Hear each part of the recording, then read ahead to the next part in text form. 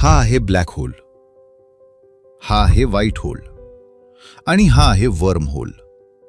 जसं की यांच्या नावात होल आहे आणि हे खरोखरच होल सारखे असतात, जे इतके मोठे असतात की ज्याची तुम्ही कल्पना करू शकत नाही. पण या तिघांचं काम वेगवेगळं असतं.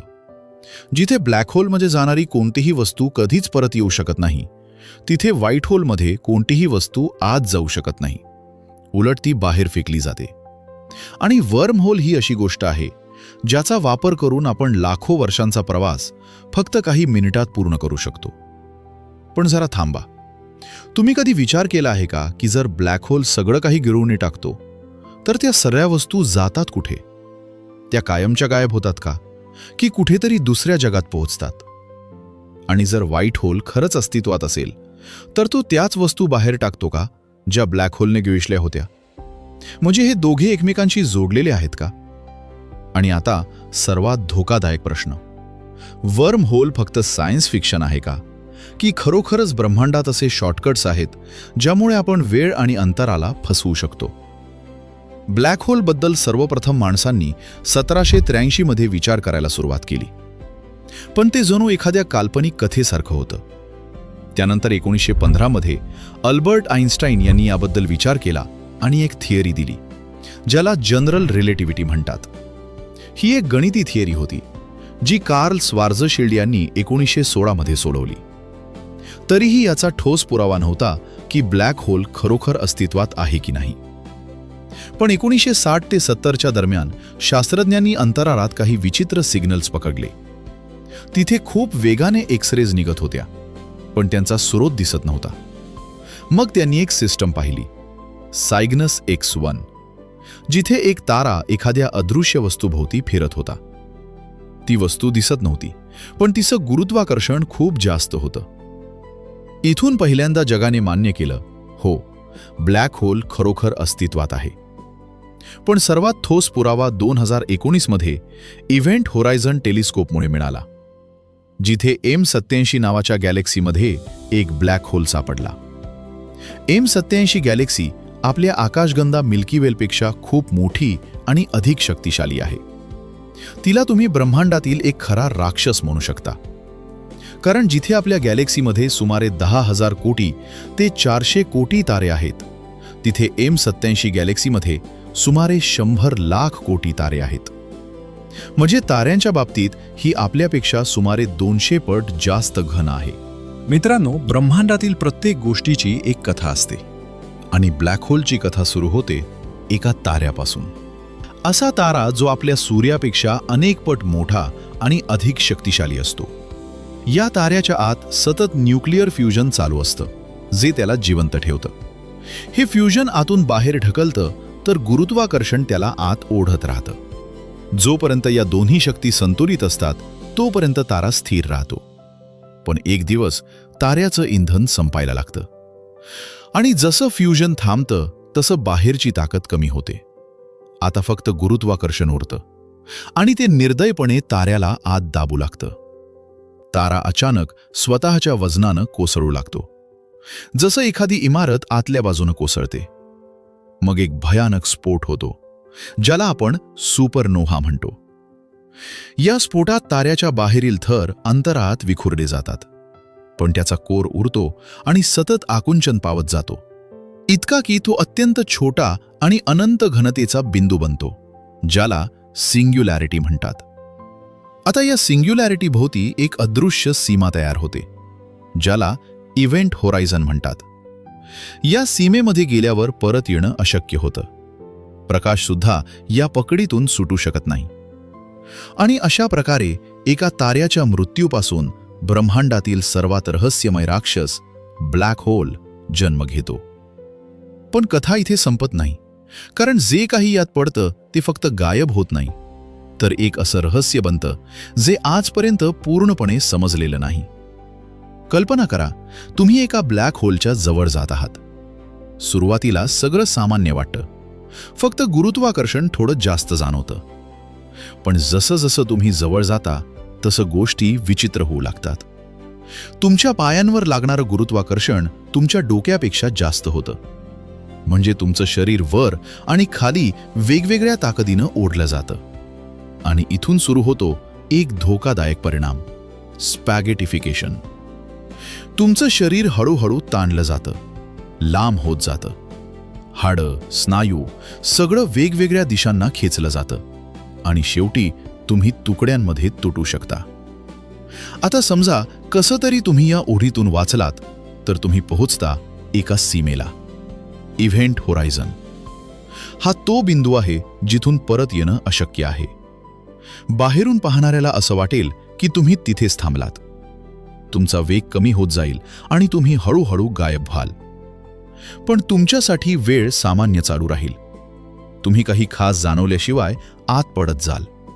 आणि जसं तुम्ही इव्हेंट होरायझन पार करता तसं तुम्ही पूर्णपणे ब्लॅक होलच्या आत जाता. आता तुमच्या समोर असते सिंग्युलॅरिटी, एक असा बिंदू जिथे फिजिक्सचे सगळे नियम मोडतात. इथे गुरुत्वाकर्षण अनंत होतं आणि स्पेस टाइम पूर्णपणे वाकतं. तुमचं अस्तित्व, माहिती सगळं काही एका अतिशय छोट्या बिंदूमध्ये सामावू शकतं. ब्लॅक होल सगळे सारखे नसतात, तर त्यांचे 4 प्रकार असतात. पहिला, स्टेलर ब्लॅक होल. हे सर्वात सामान्य असतात. जेव्हा एखादा मोठा तारा आपल्या आयुष्याच्या शेवटी सुपरनोव्हा बनून फुटतो, तेव्हा त्याचा केंद्रभाग आकुंचन पावून ब्लॅक होल बनतो.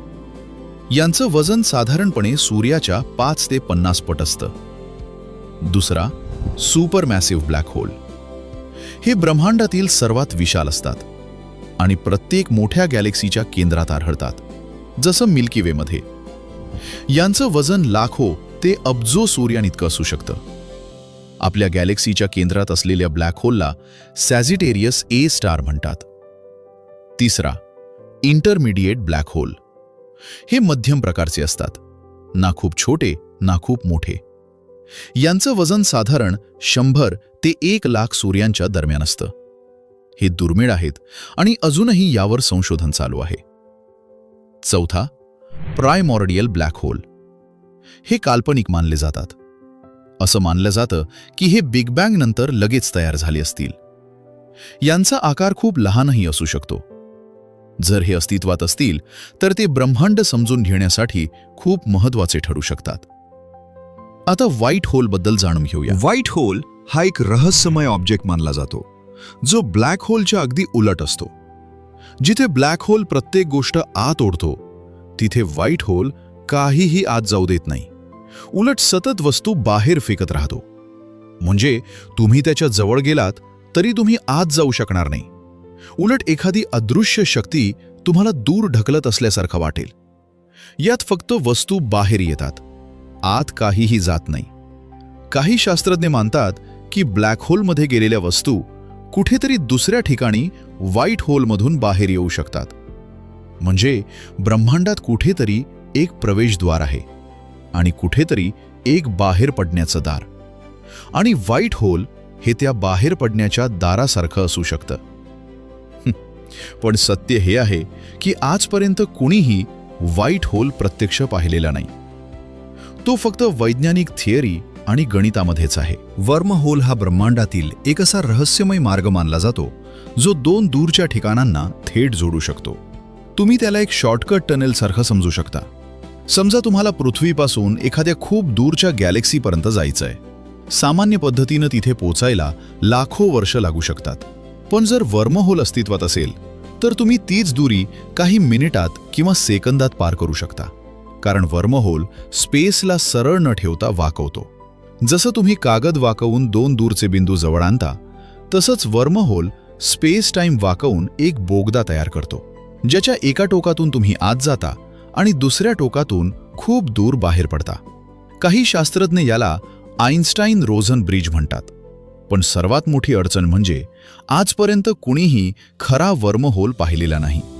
आणि जरी तो अस्तित्वात असला तरी तो खूप अस्थिर असू शकतो, क्षणात बंद होऊ शकतो. काही थिअरीज सांगतात की त्याला स्थिर ठेवण्यासाठी एक्झॉटिक मॅटर लागेल, जे सध्या आपल्याजवळ नाही.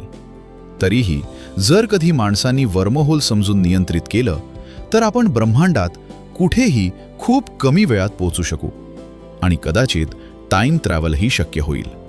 जर तुम्ही एखाद्या ब्लॅक होलच्या खूप जवळ थांबलात तर तुमच्यासाठी वेळ हळू चालेल, पण दूर असलेल्या लोकांसाठी जसं पृथ्वीवर वेळ सामान्य चालत राहील. एक सोपं उदाहरण, जर तुम्ही ब्लॅक होल जवळ 1 तास घालवलात तर पृथ्वीवर कदाचित अनेक वर्ष निघून जातील, जसं इंटरस्टेलर चित्रपटात दाखवलं होतं, जिथे 1 तास म्हणजे पृथ्वीवरील 7 वर्ष होतं. आपल्या गॅलेक्सी मिल्की वेच्या अगदी केंद्रात एक प्रचंड ब्लॅक होल आहे, सॅजिटेरियस ए स्टार. हा आपल्या गॅलेक्सीमधला सर्वात मोठा ब्लॅक होल आहे. तो इतका शक्तिशाली आहे की त्याच्या भोवती कोट्यावधी तारे फिरत आहेत. म्हणजे आपल्या गॅलेक्सीचं केंद्र रिकामं नाही, तर तिथे एक अदृश्य राक्षस बसलेला आहे. याचं वजन साधारण 40 लाख सूर्यांइतकं आहे. पण आश्चर्याची गोष्ट म्हणजे इतका भारी असूनही त्याचा आकार फार मोठा नाही. तो पृथ्वीपासून सुमारे 26,000 प्रकाश वर्ष दूर आहे. म्हणजे आपण प्रकाशाच्या वेगाने गेलो तरी तिथे पोचायला 26,000 वर्ष लागतील. हा ब्लॅक होल नेहमी शांत नसतो. कधीकधी तो आसपासच्या वायू आणि धुरीला आपल्या दिशेने ओढतो आणि तेव्हा प्रचंड ऊर्जा सोडतो. अलीकडे शास्त्रज्ञांनी त्याचा फोटोही काढला आहे, ज्यामुळे हे सिद्ध झालं की आपल्या गॅलेक्सीच्या केंद्रात खरोखरच एक प्रचंड ब्लॅक होल आहे.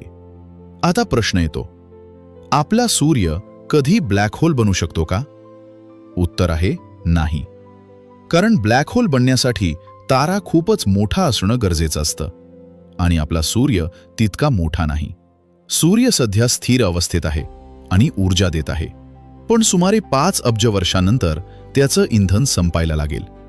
मग तो फुगायला लागेल आणि रेड जायंट बनेल.